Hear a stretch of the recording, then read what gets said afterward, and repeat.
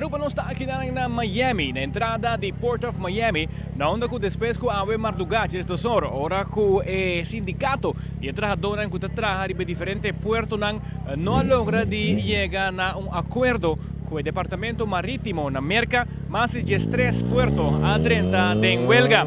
Aqui na Miami, na Port of Miami, multitud grande de ordem de Marduga acaba para aqui e avisa que não nota vai tanto que chega a acordo. Se trata aqui de negociação para por mira increase de salário entre a OCU e 7 anos.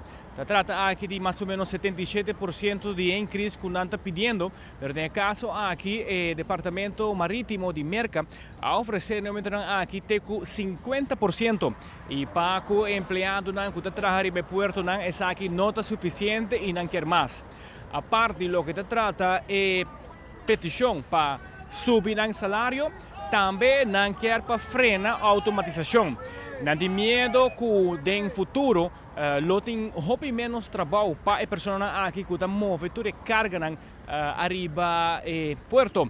Naturalmente, Puerto tem um rol importante, especialmente são aqui de Miami, que manda carga para as islas de Aruba.